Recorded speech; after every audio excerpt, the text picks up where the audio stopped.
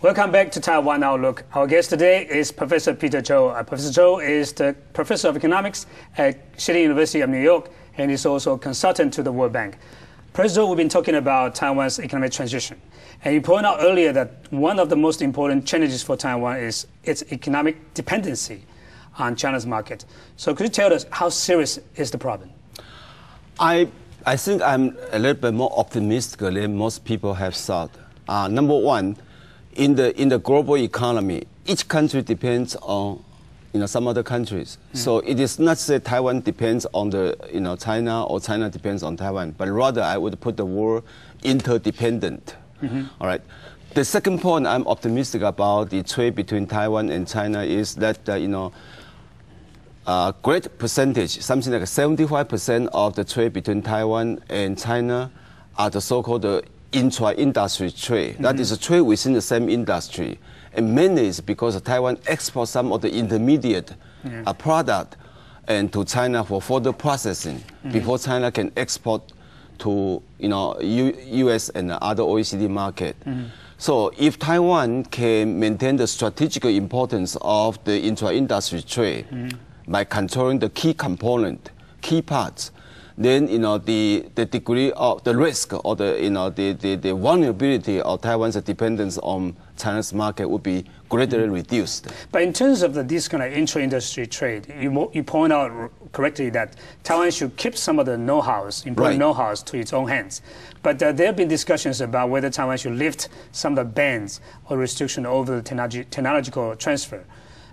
What do you think about that? I think it would be necessary. Even in the United States, back to the 60s, during the Cold War, U.S. has a very rigid export control policy by shipping to the Eastern European country and some other so-called non-federated country. In the U.S. government, they have several codes to classify which country can export and can ship those merchandise, technological goods to those countries. Now, even after the end of the Cold War, U.S. export to those unfriendly countries are still highly restricted. Mainly because they realize that controlling the strategic dominance has to maintain the technology lead. All right. For example, in the U.S., if you want to ship a highly advanced computer to Cuba, or to North Korea, or to Iran, you have to apply the license. That's right. And most of them will be rejected. All right. Here in Taiwan, I think the government would have to seriously consider by adopt a similar approach. But so you're saying that at this moment, Taiwan does not have a comprehensive and very sound export control policy? I don't know. I heard that there was a bill pending on the legislative yuan, but it was not passed yet. So you think it's necessary for Taiwan to have a similar export control policy? I think the government has to tell the people, say, we are not hostile to China, but it's China hostile to Taiwan. So for the survival and for the benefit of Taiwan had to maintain some strategic lead by controlling the dominant strategic component. So therefore, an export control on the technology, particularly high-tech product, is necessary. But you say that many of those trades are intra-industry trades. But Taiwan is becoming more dependent on China for resources, and so on. Do you think that's a healthy development? It's not a healthy development. Mainly it's because 40% or 35% of the export destined to one market. This is highly risky in the sense that you put almost 1/3 of your egg in one basket, right? Many people make an investment. They don't want to put all the egg in one basket. What happens, if the egg, if the basket, broken, right? So I think Taiwan has had to that kinds of high alert. Say we will try to diversify the export, but in order to diversify the export, you have to diversify the foreign direct investment because many of the trade flow to China were induced by the foreign direct investment. But the fact is that 70% of Taiwan's FDI goes to China. And what can the government do about it? I think the government can do something about that. To persuade the investors. Try to explore the new market. For example, Vietnam.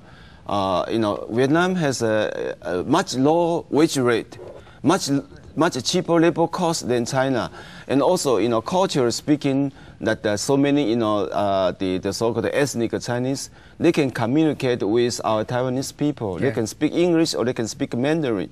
So I think, government can try to reduce the barrier of foreign investment, right, in those countries. Also, South America, for example, many concern is that they don't have the language capability. But I think, if the government provides some, let's say, free seminar or free language training for those those companies making foreign direct investment, this will gradually reduce the barrier and to diversify the foreign direct investment. Yeah, I'm very happy that you point out Vietnam. As we know that in the 1990s, Taiwan's government had the so-called Go South policy. In other words, trying to encourage our business people to go to Southeast Asia to invest over there. But some people, looking back, some people say that it was not a very successful policy. What's your take on that? I think it's true that the Southern World investment policy was not highly successful. Mainly it's because of the external factor, not because of the policy itself. The external factor is because of the 1997-1998 financial crisis in Southeast Asia. But now the situation is different. Vietnam has joined the WTO as a member. And Vietnam enjoys many of the trade benefits from the United States. So use the Vietnam as a base, which could be a supplement to other places. Even I don't say to completely substitute Vietnam with China, but at least can diversify the trade and the investment flow. So are you saying that in terms of timing, now it's a better time to rejuvenate or re-energize the so-called Go South policy? I think so. It's necessary to provide some institutional infrastructure, such as providing more trainings for the local people. The government can offer some incentive for those companies to make investment, and by providing some of those support. But coming back to the reality is that Taiwan has a lot of business people going to China, invest there. The reason why they went there was, for some people, is language barriers. Right. It's much more easier for them to survive over there. It's much more difficult for those, especially small and medium-sized enterprises, to go to Southeast Asia. How can we overcome those difficulties? Actually, I have, as an observer and as a researcher, I have been visiting some of the Taiwanese multinational corporations in Southeast Asia. Actually, Taiwan did a very good investment back in the 60s and the 70s by providing the educational opportunity to those people, the young people, so-called overseas Chinese students. And when I visited the multinational corporations in Southeast Asia, I found many of those companies, they hire those ethnic Chinese as their important managerial class. They can communicate the local language. They can communicate Mandarin because they were educated. They were educated in Taiwan during their college age, and they can speak English. So I think the language barrier is not that important. This may be just a happy finding that Taiwan instantly nurtures so many human capital for nowadays managerial class for the Taiwanese company. But eventually, we are hoping that our people will be investing more domestically, especially on important niche sectors. So could you tell us what are the niche sectors for Taiwan at this moment? I think Taiwan has started from scratch in terms of developing the IT industry, and now to become the number 3 and number 4. This is a remarkable record. When I joined some of the conference with the economists in the World Bank, they all ask me, what is the secret? What was the secret of miracle? What is the secret? Yeah, what's the secret? I say, well, the secret is a secret. But now I can tell you that Taiwan did a decent job, by supporting, those industry. Government, has provide, a very important function as a coordination. Right? Government did not tell the businessmen where to invest and how to invest, but government provided the infrastructure support and let the Taiwanese people demonstrate their entrepreneurship. So this is a very important, a lesson for many of the developing countries. In addition to the IT industry, I'm sure Taiwan now can develop the biotech and some of the niche products which has greater potential, higher value added, and also Taiwan has enough well-trained human capital to support this kind of development.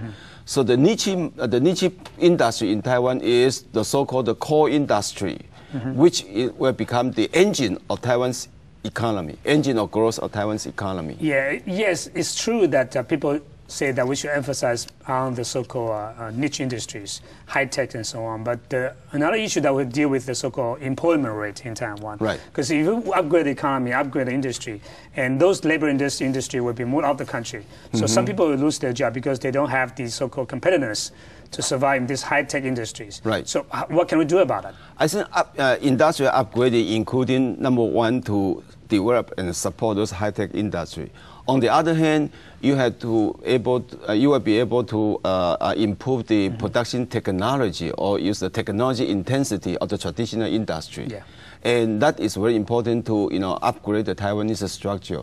It is true that some of the unskilled, low-skilled labor, they may displaced due to the globalization. However, that is a reality. Even that happened in the U.S. economy. So those displaced labor has to be retrained and re-educated and providing them the necessary training for them to come back to the job market. So this is another important function for the government, that to retrain those dislocated labor and give them enough training so they can become marketable. Yeah. And therefore they can transfer to the higher paid job.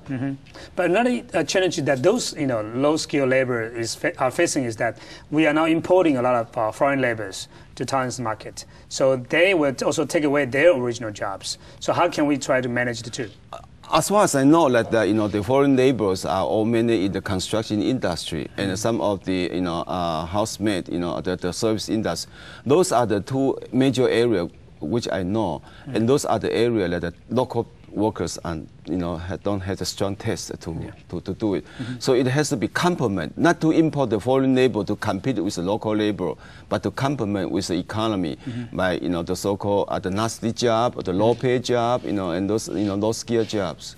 One of the controversial issues in recent days is about whether Taiwan should open up its capital market to China's capitals. What's your take on that? I think that is a very interesting issue, but also a political sensitive issue. Mainly it's because the capital market is different from other service sectors. Number one, you have to have the compatible government regulations. All right, and the question here is not that Taiwan don't want to open or liberalize the capital market to China, but rather is that the government in China did not want to negotiate with the Taiwan government because financial sector or banking sector require the release of the financial report, and you must have the international accounting standard that the both country can be compatible, can make it compatible, and so investor can know, okay, I make a good investment. So I think the problem, the deadlock, is not on the economic issue, but rather is that there's no formal negotiation, as far as I know, between Beijing and Taipei on those how to proceed further liberalization. And I don't think that it's fair to say that the Taiwan government does not want to negotiate with China, because China want to negotiate, but based on the precondition, you have to recognize Taiwan as part of China, all right? And there's only one China in the world. So which, is what government in Taiwan, I don't think anybody, any elected government, in Taiwan, president can say, okay, I'm part of China, all right? But in solving the issue or solving the problems, one school of thought suggests that maybe a closer relationship, economic relationship between Taiwan and China will be a solution to all the economic challenges Taiwan is facing. And I'm not saying that so-called CEPA between Hong Kong and China, but some sort of common market, things like that. What's your view on that? I recall I give a testimony at the U.S. Congress, and even the American friends, advise the Taiwanese government and the Taiwanese people that CEPA is a no-no for Taiwan. All right? Why is that? Why is that? Because CEPA is much more integrated. All right. For example, China's production, manufacturing sector or the industry is all holding out. China is, Hong Kong is a service-oriented economy. All right. Taiwan cannot follow the footsteps of Hong Kong by signing the CEPA, the Cross Economic Partnership Agreement. No. But even a common market is an utopia, because the common market not only means the free flow of merchandise, but also free flow of resources, including financial capital as well as human resources. And consider, relatively small, in terms of territory, relatively small in terms of resources space. How can Taiwan sign a free trade, a common market agreement with China, which is is a self-destructive step to me. It's a suicidal step for Taiwan's economy. So if CEPA and the common market are not solutions to Taiwan's economic prospects, so what are those future prospects for Taiwan? Let's take a short break, and when we come back, we'll talk about the future economic strategies for Taiwan. And don't go away, we'll be right back. Stay with us.